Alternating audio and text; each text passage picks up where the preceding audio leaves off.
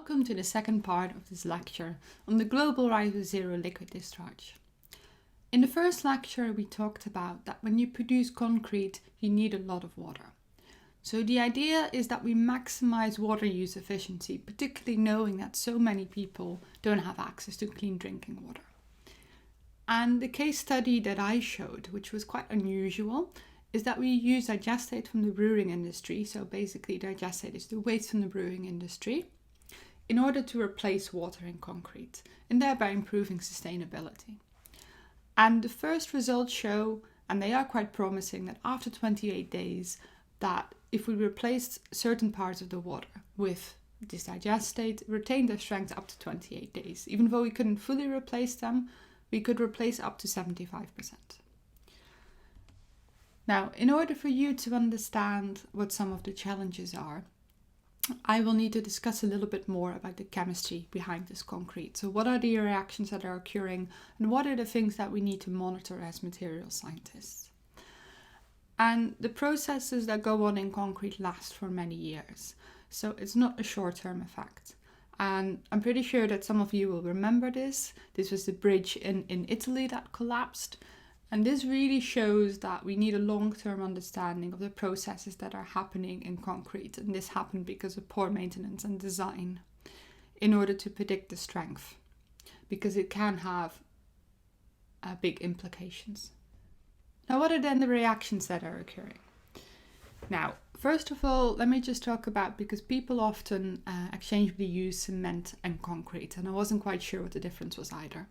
So concrete is the mixture that's composed of cement, stone, sand and water, but they're often used interchangeably. So the first reaction that's happening is the hydration of tricalcium silicate. So silicates play a very important role in concrete. So the tricalcium silicate plus water gives you calcium silicate hydrate plus calcium hydroxide and a lot of heat. Now, so we do really need the water. So you can see, like, if you look at the balanced equation, you can see how much water you actually need. And some of the problems that you would have is that the pH very quickly goes up to about a pH of 12, and that's why you get the formation, obviously, of calcium hydroxide. You get a lot of heat, and obviously this reaction occurs at a very high temperature as well. So these are some of the things that you might want to be aware of. Now, if we look at the role of water in concrete. So obviously we need water in order for the reaction to work. So that's what we've seen in the previous slides. However, we also need the mixture to be workable. So we probably need a bit of excess in water in order to make sure that it flows. So there's a fine balance between how much water you would actually use in the application. If it's too low, so if you use it, then it might not be workable. If it's too high, however, and that's what you can see in this picture, is the strength will be relatively low. And you get pore formation, and molecules can permeate through these pores, and that's how you start to get cracks into concrete. So there's a fine balance between the two. Now, we've seen the first reaction. So the first reaction was quite like a fast reaction. The second one is why we're working with something that's much less reactive. So it takes much longer to occur. So there we have the dicalcium silicate plus water again to form calcium silicate hydrate. And again, calcium hydroxide. And again, heat, but much less compared to the first step. So again, you can see why there's clearly a need to have water in there. But because this reaction takes so much longer, this should also tell you that these processes that are occurring in concrete can take up to years to complete. So you would really need to monitor the dynamics of the process in order to understand what's going on. And if you want to know a little bit more about what's actually happening in terms of the chemistry, feel free to have a look at the link. Now, what are some of the key problems in concrete? So we would obviously need to monitor how much water we add, so that's a very important parameter. But one of the key things that we would be worried about if we are looking at mechanical strength is what we call sulfate attack. And in one of the images you can see what actually happens in sulfate attacks, and these are scanning electron microscopy images. You can really see these pores that are starting to form. You get cracking when you refer to concrete, you can refer to this as spalling. So it has a big impact on the structure. Now, there are a couple of explanations for why you could have this sulfate attack. Now, the first reason for this is that you might have used an excess of gypsum in the process. Now, you don't necessarily need to understand the chemistry behind this, but gypsum is basically a calcium sulfate. So this has a very particular reason, and if you remember these reactions, you see that a lot of heat was generated. So you add it as a kind of retardant for the heat in order to make sure like you have the heat and the water. So it's kind of used as a fire retardant as well. So there's a particular reason for why you need to add this. But if you use an excess of it, so if there's something wrong with the formulation, then some of the sulfur that's in gypsum can cause these processes that you see happening there. Other particular reasons can be seawater, so the salt within the seawater, but also the presence of microbes, because there are particular microorganisms that can either use up sulfur or they can produce sulfur. So when they do this, this can lead to the same process. And then what happens in that case, if you've got more of the pores, then this process is even accelerated. So if you use a relatively high water content, you have more of these pores, there's more of the sulfur that can go through the pores, and there's more that can participate in these attacks. So this will also present itself as a discoloration. So it could also mean that you have to do regular maintenance on the concrete. Now, the cracks, we can easily study that with scanning electron microscopy, and that's some of the images that you see there. And if we want to look at the ions, there are particular ways of doing this. But what we have used is ICP-MS, and you don't have to know all the details, but if you look into the paper that I showed before, you can see that this is a method to check which of these ions are present, including those related to sulfur. So how can we prevent this from happening? Because this is one of the key problems with the mechanical properties. And obviously this would determine whether, besides the costs, whether we could eventually use our applications or whether we can actually implement the process that we want. Now, I've shown that the water content is important, so that's definitely the formulation plays an important role. Then you can also look at the content of aluminium and calcium hydroxide. And in the website below, you can find a little bit more about how this works. What we really would like to know, so we can do elemental analysis where we can look at the contents of carbon, of hydrogen, of nitrogen, and we can also look at the content of sulfur. But what we would really like to know is what type of sulfur is present, because they don't all work in the same way. So some are more detrimental than others. And particularly when we look at sewage water, so in these pipes there, this is a real problem, because in that case you can have these oxidizing bacteria that work with sulfur. And we can see that that type of sulfur compared to the sulfate ions is a lot more hazardous, and it leads to very distinct cracking and problems within the sewage pipes. So if we really want to know what's happening within the concrete that we produce from the digestate, it's key to figure out what the type of the sources of sulfur are, not just the amount of it. So, as I said before, what does that mean for our particular research? So for the use of this brewery digestate. So we need to know more about the microorganisms.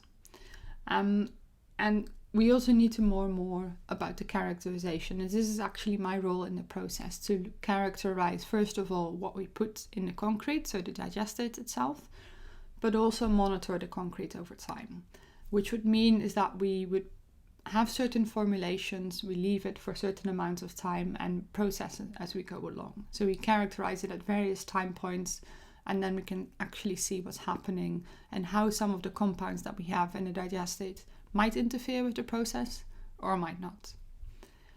Now, very obvious things we need to do is to monitor the mechanical strength over time, so see what the influence of that is.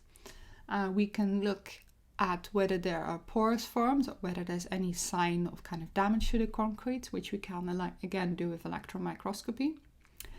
And my role would be to look at the microbes, because when we look at this process, I did say it's quite alkaline, And we always seem to think that if it's pH 12, that will kill off any type of microbes that you have. You would have something which is extremely alkaline, you would have extremely high temperatures. So at first we just assumed that what we have wouldn't be alive anymore. But even then, you would still want to look at what happens over time, because if you use this concrete in particular environments, there might be other microbes there that interfere with the process, and they might react to the digestate in a different way than what they would do with normal water. And also the pH of the digestate is slightly different compared to normal water. So these are all the things that we want to take into account, and most of those kind of involve longer time studies. And particularly when we might not be able to predict all of this, computational modeling might also play a role in understanding these parameters better. But what would we like to see happening in the future? Well, first of all, we would like to have, in general as a society, different attitude towards waste. So recognizing that there is some value towards the waste that we have. So I said this digestate is very rich in potassium and nitrogen. So we can actually, rather than seeing it as waste, we should recognize that this is an energy source as well. So here I've showed you this option of where we looked at applying this to concrete, and we've seen the option of fertilizer before. Now, within the CDT on renewable energy, I'm looking at a different project. So I'm moving away from this concrete, but looking at microbial fuel cells. Because what you can also do the other way around, you can use the digestate as a feeding source for the bacteria. And with fuel cells, you can look at them converting that into electricity. Now, there are a couple of problems with microbial fuel cells. So while they would be very good for sustainability from the perspective if they help to clean up water and generate electricity at the same time, we don't know exactly what we have on the surface of the electrodes. So if you have the digestate and you have lots of bacteria in there, there's only a very, very small fraction that you're actually interested in, and a very small fraction that can produce electricity. So what we really want to do is to make sure that only the relevant bacteria on the surface, that it's reproducible all the time, because that's a big problem at the moment. And we really want to kind of increase the efficiency by using different electrode materials. And this is where this particular project that I am working on, and where the PhD student Jack Reeder is working on, comes into play. And this is about using new materials, so in this case these are polymeric materials, to improve sustainability.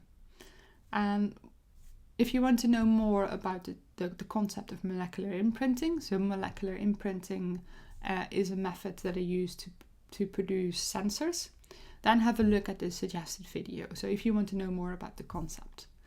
But what you really just need to know in general is that this works about, we have a template, so that's something we want to detect. In this case, we probably would want to detect the bacteria that can generate electricity, which tends to be Geobacter. We assemble some monomers around it, and then we polymerize it. And then you've got this matrix, after which we can remove the template. So we end up with a porous material, and this material would have many pores that would have the very specific size and shape of the bacteria that we want to detect in the end. So basically what we would like to do is to have, rather than using very expensive carbon electrodes, which is what they use at the anode, and the only reason for that is because it will improve the surface area, so there's more of the bacteria to attach, is to have a tailor-made system where it can only attract the bacteria that will actually produce electricity. And there are some other people that have looked into this concept. And I'm not going to go into the details, but this is a very interesting paper if you just want to know more about the concepts of the technology. And they looked at one particular bacterium. So here you can see it has this kind of rod-shaped bacteria. They put this on a specific layer, so they printed into the layer. They evaporated off the solvent, and then you can see you end up with these cavities that have exactly the same size as the bacteria that you wanted to imprint. And the idea is that, and they can make this on a really big scale, there are reports of people preparing these polymers that are over like a meter in size. You can do that by rolling them. So having like a type of rolling process. Much cheaper, as you can imagine, these polymers are much cheaper compared to these carbon electrodes. And the idea is to have like a kind of rational design and thereby both reducing the costs but also the efficiency of the fuel cells. But I'm sure Jack will talk more about his PhD in presentations that you will see within the CDT. Well, thanks very much for attending the second part of this lecture. I will also do like a live session where I will go through these concepts again and ask you a couple of questions, and hopefully it will be a nice engaging session. I look forward to see you at the live session next time.